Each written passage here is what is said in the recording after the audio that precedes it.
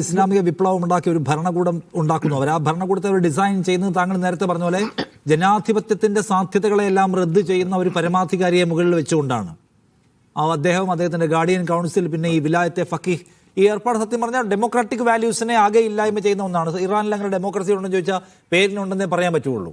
പക്ഷെ ആ സംഗതി അതിൻ്റെ വിശ്വാസപരമായ ഘടന, അത് രാഷ്ട്രീയമായി നിലനിർത്തുന്ന സാമ്രാജ്യത്വ വിരുദ്ധത, അമേരിക്കൻ വിരോധം, ഇവയിലാണ് സത്യത്തിൽ ഇറാന്റെ രാഷ്ട്രീയ ആശയം നിലനിർത്തിയിട്ടുള്ളത്.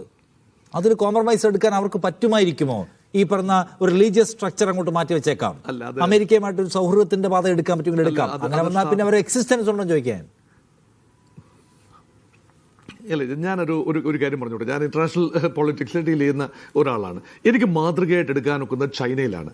ചൈനയിൽ വിപ്ലവം അരങ്ങേറി 48-ലെ കമ്മ്യൂണിസ്റ്റ് വിപ്ലവത്തിന് ശേഷം ഈ 2 പതിറ്റാണ്ട് കഴിഞ്ഞപ്പോൾ വിപ്ലവത്തിന്റെ തീജ്വാലകൾ അണയുന്നതായി വിപ്ലവം നയിച്ച മാവോസേ തൂങ്ങിന് തന്നെ തോന്നുകയാണ്. അങ്ങനെയാണ് വിപ്ലവത്തിന്റെ ജ്വാലകളെ നിലനിർത്താൻ വേണ്ടി സാംസ്കാരിക വിപ്ലവം, കൾച്ചറൽ റെവല്യൂഷൻ എന്നൊരു സിദ്ധാന്തം കൊണ്ടുവരികയാണ്. റാഡിക്കൽ ചേഞ്ചസ് ആണ് ഫ്രം വിത്തിൻ. അത് ഗോർബച്ചേവ് കൊണ്ടുവന്ന ഗ്ലാസ്നോസ്റ്റ് ആൻഡ് പെരിസ്ട്രോയിക്കയും ചേഞ്ചസ് ഫ്രം വിത്തിനാണ്. അപ്പം കാലോചിതമായി ഏത് ക്രമവും, ഏത് വിപ്ലവ ക്രമവും, അത് ഇറാനിയൻ റവല്യൂഷൻ ആയിക്കോട്ടെ, ഇസ്ലാമിക് റവല്യൂഷൻ ആയിക്കോട്ടെ, കമ്മ്യൂണിസ്റ്റ് റവല്യൂഷൻ ആയിക്കോട്ടെ, അകത്ത് നിന്നുകൊണ്ട് നിരന്തരം ആധുനികത കാലഘട്ടത്തിനനുസരിച്ച് തിരുത്തേണ്ടതുണ്ട്. അത് തിരുത്താൻ വിസമ്മതിക്കുമ്പോഴാണ് ഒരു പൊട്ടിത്തെറി ഉണ്ടാകുന്നത്. ചൈന വീണ്ടും തിരുത്തി. ചൈന 90-കളിൽ ഡെങ് സിയാപിങ് വന്ന സമയത്ത്, 70-കളുടെ അവസാനം ഡെങ് സിയാപിങ്ങിന്റെ കാലത്ത് ഉദാരവൽക്കരണത്തിലേക്ക് തിരിഞ്ഞു. Economic capitalism and political communism എന്ന മോഡലിലേക്ക് തിരിഞ്ഞു. അടിസ്ഥാനപരമായ കമ്മ്യൂണിസ്റ്റ് മാതൃക നിലനിർത്തിക്കൊണ്ട് ഒരുപാട് സ്ട്രക്ചറൽ ചേഞ്ചസ് ആണ് ആഭ്യന്തരമായി കൊണ്ടുവന്നത്. സമാനമായ രീതിയിൽ കാലത്തിനൊത്ത പരിഷ്കാരങ്ങൾ നടത്താൻ വിസമ്മതിക്കുമ്പോൾ ഇപ്പം ഗ്ലോബൽ മീഡിയയുടെ ഒക്കെ സ്വാധീനം ഇറാനിലും വളരെ പ്രകടമാണ്. ഇപ്പം റഷ്യയിൽ ഗോർബച്ചേവ് വന്നുകൊണ്ട് മാത്രമല്ല, ഇത് മോഡേൺ ലൈഫിനെ കുറിച്ച്, സ്വാതന്ത്ര്യത്തെക്കുറിച്ചുള്ള കാഴ്ചപ്പാടുകൾ റഷ്യൻ യുവതയിൽ 80-കളുടെ മധ്യത്തിൽ കൂടുതലായി വന്നതുകൊണ്ടാണ് അവിടെ ഉണ്ടായത്. അല്ലാതെ ഒരു പ്രതിവിപ്ലവകാരികൾ ശ്രമിച്ചതുകൊണ്ടോ ഒന്നുമല്ല.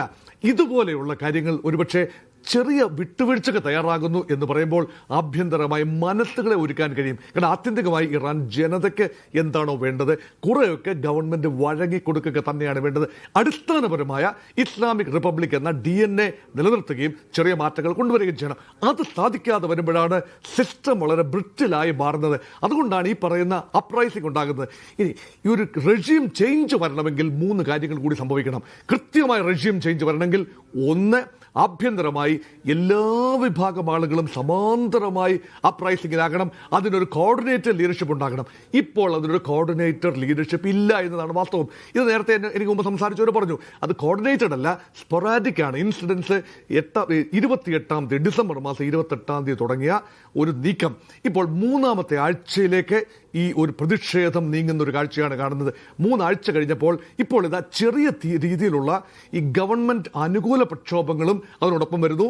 ഇപ്പൊ ഗവൺമെന്റ് വിരുദ്ധ പ്രക്ഷോഭങ്ങളുടെ വലിയ ഇന്റൻസിറ്റി കുറയുന്ന ഒരു കാഴ്ചയാണ്. അത് ഫിസിൽ ഔട്ട് ചെയ്തു പോകുമോ, അതോ ബലപ്രയോഗം ഇല്ലാതെ തന്നെ കുറേയൊക്കെ ചെറിയ രീതിയിൽ വഴങ്ങുന്നു എന്ന് പറയുമ്പോൾ ജനം പിന്നോട്ട് പോകുമോ, കാത്തിരുന്ന് കാണേണ്ട കാര്യമാണ്.